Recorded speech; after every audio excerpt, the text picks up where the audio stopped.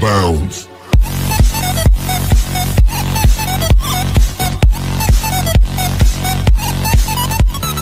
Assalamualaikum warahmatullahi wabarakatuh. Bertemu lagi dengan Ais Channel. Pada video kali ini saya akan memberikan tutorial cara konfigurasi traffic shaper atau melimitasi klien pada FortiGate. Oke, jadi seperti ini untuk simulasinya. Sini saya akan set dulu untuk FortiGate-nya. Tentu saja yang pertama kita harus set untuk interface-nya. Nah, di sini untuk interface yang mengarah ke internet, sebelumnya saya sudah melakukan konfigurasi untuk IP-nya. Nah, untuk traffic shaper sendiri, untuk interface yang keluar dari FortiGate yang ingin kita lakukan limitasi itu harus di set di bagian role itu arahkan ke one.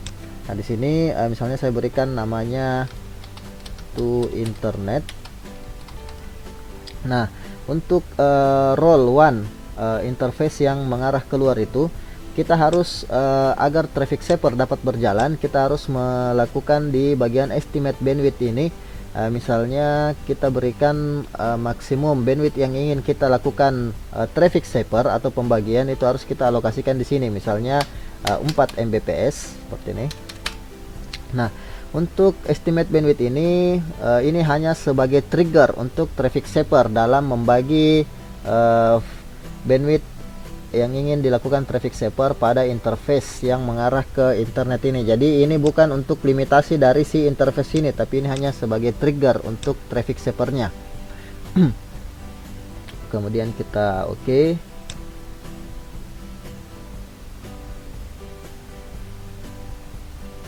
Lalu di bagian interface yang mengarah ke klien, sini saya akan set juga. Misalnya di sini LAN klien, saya set role-nya menjadi LAN. Sini saya berikan misalnya IP-nya 192.168.10.1/24 seperti ini. Lalu saya aktifkan saja. Nah, di sini agar kita bisa mengaktifkan juga untuk DHCP server seperti ini, mengalokasikan IP dari IP berapa sampai ke IP berapa.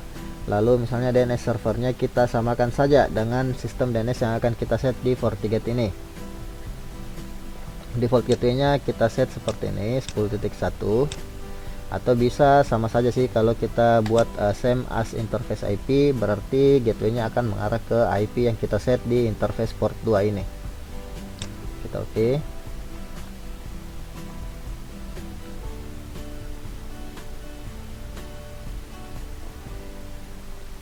Lalu kita menuju ke bagian static route.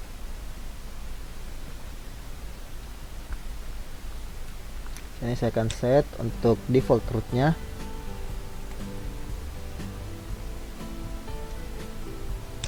Nah, default route tentu saja ke semua IP, lalu kita arahkan ke yang mengarah ke internet. Gateway-nya adalah gateway dari si provider. Lalu kita menuju ke bagian policy and object. Kita buat NAT masquerade yang mengarah ke internet agar klien dapat terkoneksi ke internet.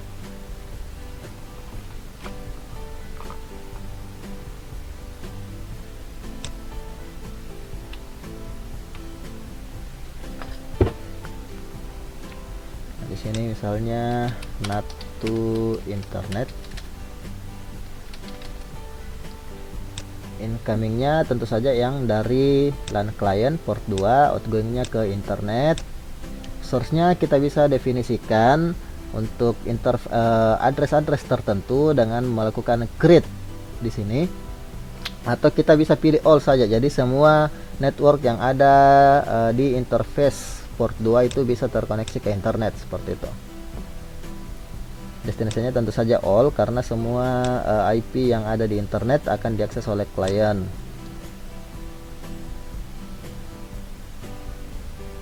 Kalian di sini untuk mengamankan kita bisa pilih saja HTTP, HTTPS dan DNS, atau kalau kalian ingin melewatkan semua service bisa gunakan all seperti ini. Tentu saja kita aktifkan NAT di sini. kemudian oke.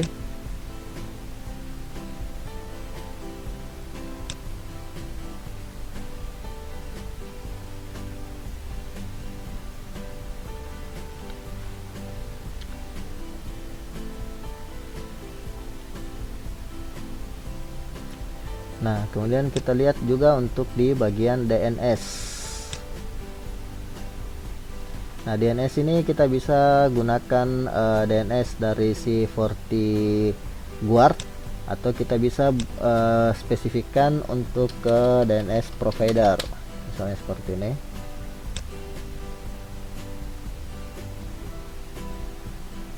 Nah, lalu kita akan sebelum saya melakukan settingan traffic shaper dan traffic shaping policy, kita lakukan pengujian terlebih dahulu pada klien.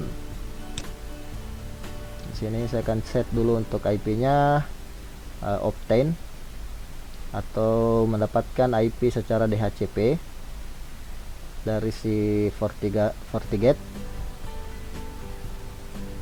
Nah, seperti ini. Di sini klien sudah mendapatkan IP 10.2 seperti ini. Oke, sebelum itu kita lihat apakah berapa bandwidth yang didapatkan oleh si klien ini.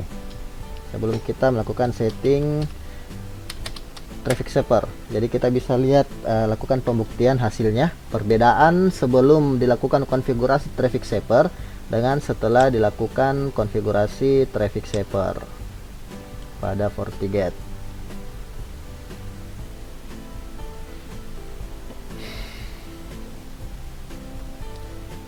Coba lakukan pengujian seperti ini.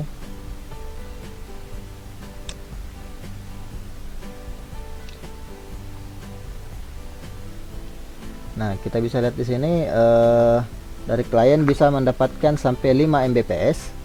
Jadi sesuai yang saya jelaskan tadi di bagian interface itu bukan untuk membatasi. Jadi kalau kita set yang estimate bandwidth dari si klien ini bukan untuk membatasi. Di interface ini untuk estimate bandwidth ini bukan untuk membatasi, karena di sini kita bisa lihat tadi klien bisa mendapatkan lebih dari 4 Mbps. Ini hanya untuk sebagai trigger dari traffic shaping pada FortiGate.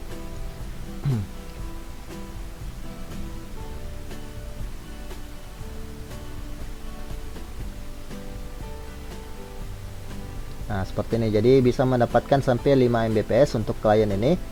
Nah, sekarang kita akan lakukan konfigurasi traffic shaper pada policy and object. Kita menuju ke traffic shaper terlebih dahulu.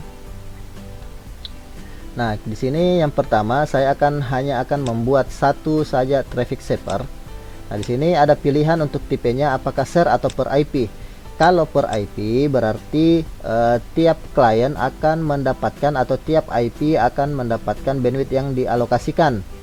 Jadi misalnya kita alokasikan misalnya di sini 1 Mbps, maka setiap klien akan mendapatkan maksimum bandwidth itu bisa mendapatkan sampai 1 Mbps. Tapi kalau kita menggunakan share berarti ini untuk yang kita alokasikan di bagian maksimum bandwidth adalah misalnya 1 Mbps. Dan ada 5 klien, berarti kelima klien itu akan membagi bandwidth 1 Mbps ini. Jadi mereka 1 Mbps digunakan untuk rame-rame.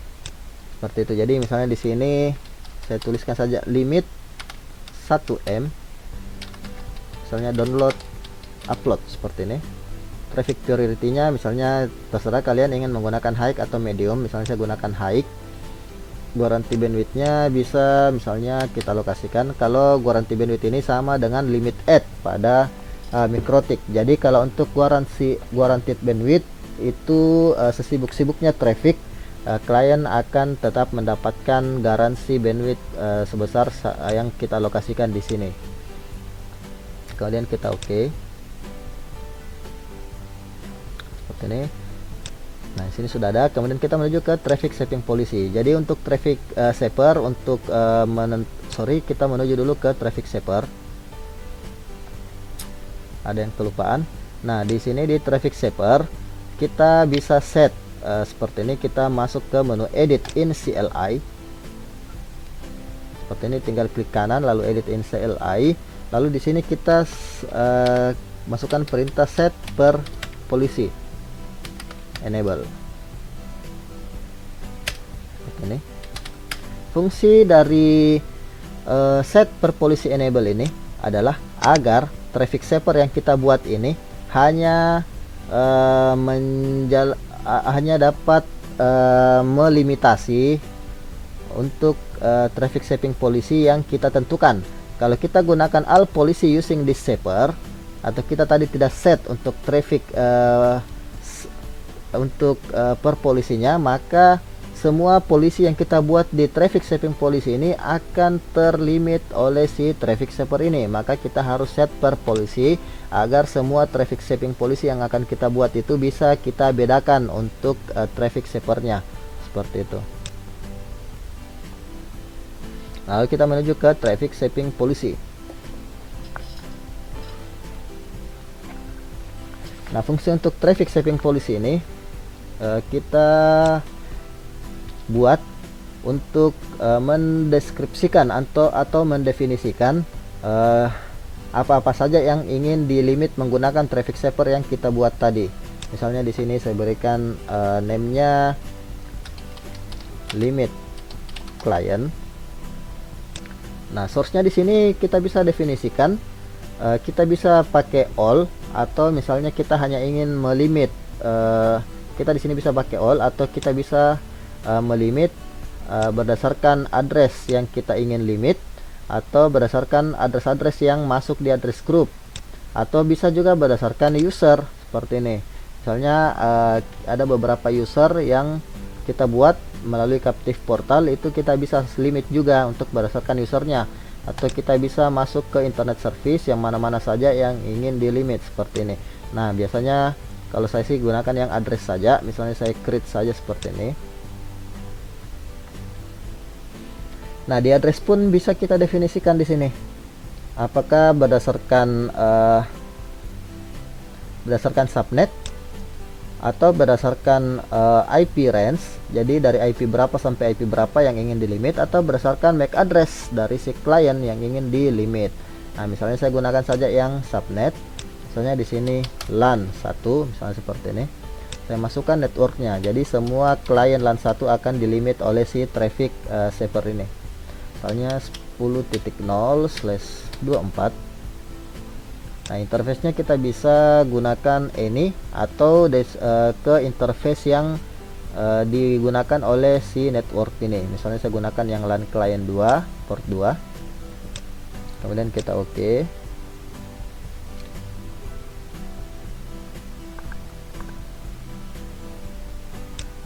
Seperti ini. Lalu destinationnya bisa all, bisa dideskripsikan hanya aplikasi tertentu atau URL tertentu, atau bisa juga didefinisikan hanya berdasarkan service-service internet yang ingin dibatasi akses dari si klien. Nah, misalnya kita gunakan saja yang all. Di sini juga kita bisa buat schedule, apakah hari-hari berapa hari, apakah setiap waktu atau always akan dilimit mulai dari Senin sampai Minggu sampai Sabtu, mulai dari jam 00.00 selama 24 jam, atau kita bisa buat non, atau bisa di nonaktifkan saja schedule-nya, atau bisa kita create seperti ini. Nah, kalau one time berarti kita bisa deskripsikan dari tanggal berapa sampai tanggal berapa dan jam berapa sampai jam berapa. Atau bisa juga kita gunakan recurring seperti ini, jadi mirip-mirip dengan MikroTik. Harinya kita bisa tentukan, atau bisa kita pilih all days, atau kalau kita matikan all day, kita bisa tentukan jamnya dari jam berapa sampai jam berapa seperti ini. Tinggal pilih juga harinya. Jadi tergantung kalian ingin melakukan limitasinya itu apakah didefinisikan untuk di tanggal-tanggal tertentu atau hari-hari tertentu seperti itu. Jadi kalau one time kita bisa tentukan tanggal, kalau recurring itu berdasarkan hari dan bisa berdasarkan juga jamnya seperti ini. Nah, di sini saya tidak gunakan yang schedule. Nah, untuk service, nah di sini kita bisa tentukan service apa saja yang ingin dilimit. Kalau kita ingin limit semua berarti gunakan all. Kalau hanya ingin limit-limit tertentu, misalnya HTTP atau HTTPS atau FTP atau SSH, itu bisa juga kita tentukan di sini seperti ini. Nah, misalnya di sini saya pilih saja yang dilimit itu adalah HTTP atau HTTPS seperti ini. Nah, kita juga bisa melimit berdasarkan application. Nah, aplikasi-aplikasi apa saja yang ingin dilimit, misalnya Windows Active Directory, misalnya Active Directory. Nah, kita bisa limit seperti ini berdasarkan aplikasi. Tapi untuk melakukan limit pada application, kita harus mengaktifkan di bagian IPv4 policy yang mengarah ke internet tadi, yaitu NAT. Kita harus mengaktifkan application control seperti itu. Begitu juga kalau kita melimit berdasarkan kategori URL-nya seperti ini. Nah, kalau yang berdasarkan URL kategori, kita harus mengaktifkan web filter pada IPv4 policy yang kita buat tadi. Nah, kalau untuk yang assign group, untuk actionnya assign group, berarti kita harus membuat sebuah group shaping atau profile di bagian traffic shaping policy. Nah, untuk yang apply shaper seperti ini, kita bisa pilih outgoing interface-nya, ya tentu saja kita bisa pilih ini, tapi semua interface akan terlimit oleh si traffic shaping policy ini kalau kita gunakan ini. Kalau menggunakan yang to internet port 1, berarti si klien hanya akan di limit pada saat akan keluar dari port 1 ini yang mengarah ke internet. Nah, di sini saya gunakan yang port 1 ini karena saya akan melimit klien yang mengarah ke internet. Kemudian di sini ada pilihan search shaper dan reverse shaper. Search shaper ini adalah traffic download, reverse shaper adalah traffic upload. Nah, kalau per IP shaper ini digunakan seperti yang kita buat tadi. Kalau ada di traffic shaper itu ada yang namanya per IP, itu untuk digunakan untuk satu IP saja. Jadi di sini kita bisa lihat traffic shaper, di menu traffic shaper ini tadi kan ada share, ada per IP seperti ini. Jadi tiap IP akan mendapatkan bandwidth yang sudah saya jelaskan tadi. Kalau kita setting di sini 1 Mbps, maka otomatis setiap IP atau setiap klien akan mendapatkan 1 Mbps. Jadi bukan berbagi. Kalau share, mereka akan membagi 1 Mbps ini untuk beberapa klien seperti itu. Nah, di sini kita gunakan yang share shaper dan reverse shaper. Misalnya yang share shaper, kita gunakan saja satu shaper.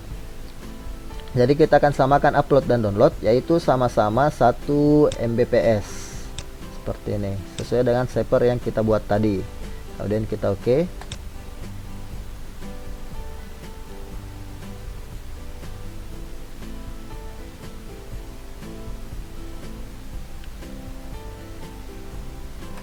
Nah, untuk beberapa versi dari FortiGate, jenis-jenis dari FortiGate dan juga OS-nya itu, traffic shaper ini biasanya tidak akan berjalan kalau kita tidak seperti ini kan. Kalau ini kan langsung berjalan nih, kelihatan nih bandwidth utilization-nya dalam byte seperti ini. Nah, oke, sekarang di sini kita bisa lihat di sini sudah terlimit. Kita bisa lihat di sini ada muncul traffic dari si klien seperti ini. Kita bisa lihat juga di bagian untuk traffic shaper ini, tinggal klik kanan lalu show in FortiView.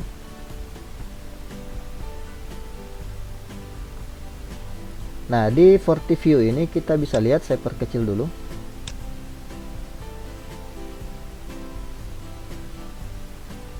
Nah, kita bisa lihat di sini terlimit 10.2, yaitu IP client. Kita bisa lihat di sini IP kliennya adalah 10.2 seperti ini.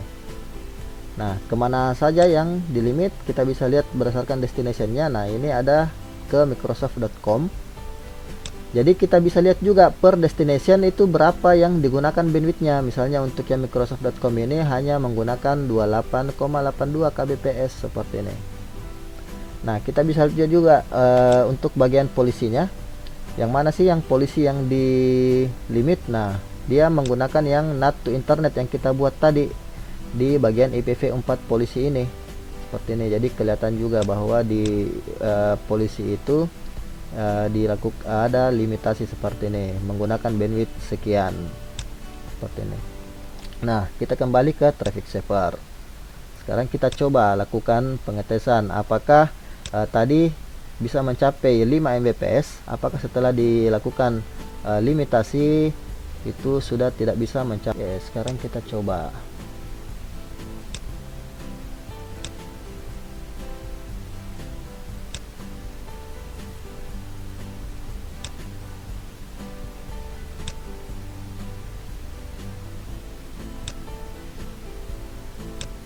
Nah, kita bisa lihat di sini terlimit hanya tidak bisa melewati 1 Mbps.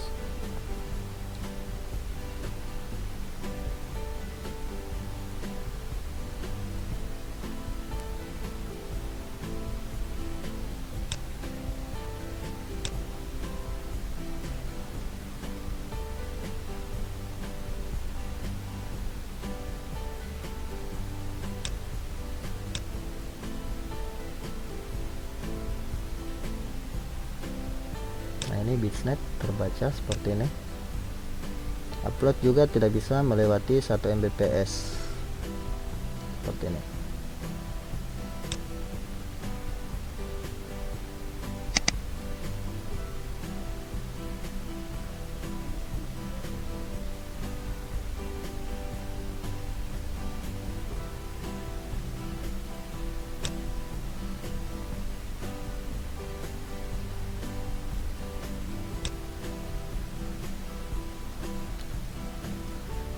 Nah, lalu misalnya kita ingin membedakan antara upload dan downloadnya.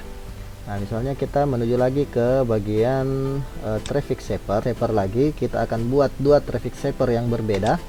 Yang pertama, misalnya di sini saya berikan misalnya 512 kbps, misalnya namanya traffic priority high saja, 512 kbps, garansi bandwidthnya misalnya 100 kbps. Lalu di sini kita set dulu di CLI, edit in CLI, set per polisi, enable. Lalu kita buat lagi satu, misalnya di sini 2 Mbps. Sini misalnya saya berikan 2048 kbps atau 2 Mbps. Misalnya di sini untuk garansinya 512 kbps saja. Nah, di sini misalnya kita akan membedakan untuk traffic saving policy. Kita akan bedakan upload dan downloadnya.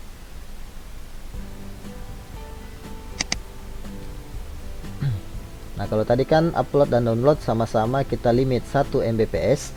Nah, sekarang kita akan buat berbeda. Nah, tadi di penjelasan awal saya lakukan kesalahan.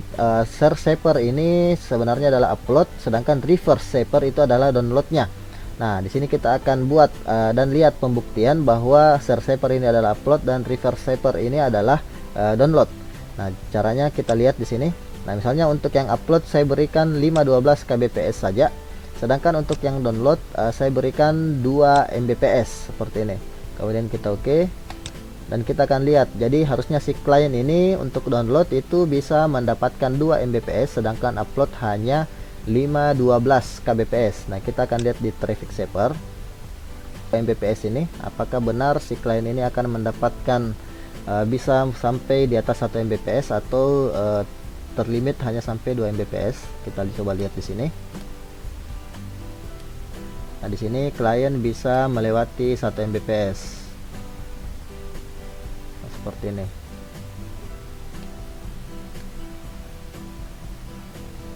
Nah, kita lihat sekarang yang untuk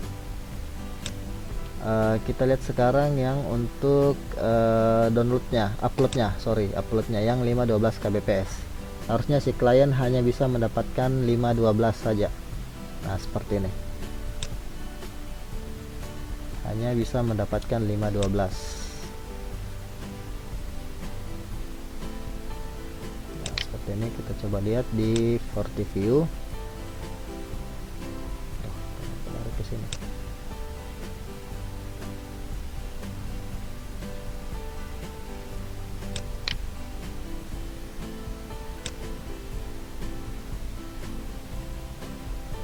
Kita coba ulang.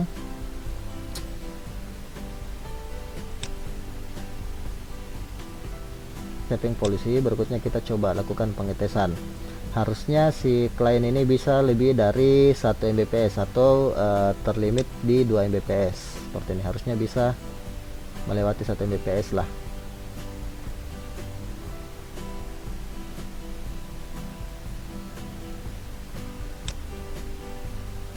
Oke, seperti ini.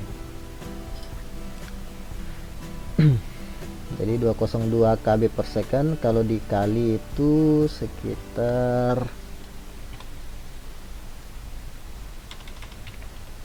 jadi 202 kbps kali 8 ya sekitar 1,6 Mbps lah. Jadi di sini benar-benar downloadnya sudah terlimit di 2 Mbps. Nah, sekarang kita lihat yang untuk upload. Nah, upload sekarang hanya 512 kbps. Kita bisa lihat di show in FortiView seperti ini.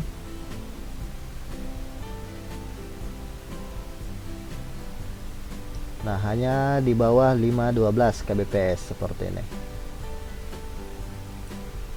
Oke. Nah, sekarang kita buktikan lagi. Kita balik sekarang di traffic shaping policy. Kita balik.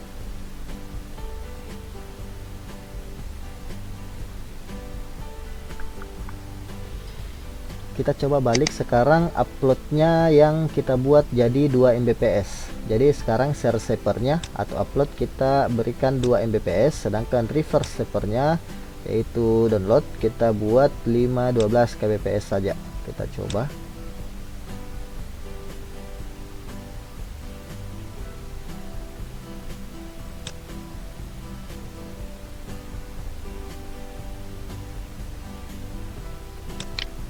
Coba show in FortiView dulu.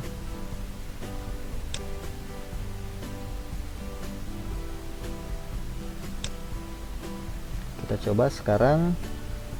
Harusnya download klien ini hanya bisa mendapatkan di bawah 512 kbps. Maksimal hanya 512 kbps. Nah, seperti ini.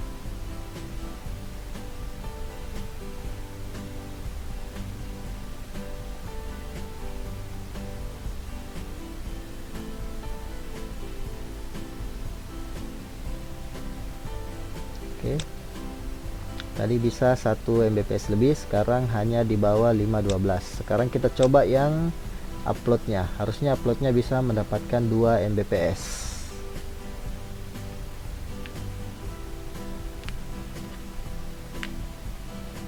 Kita coba lihat yang upload di FortiView.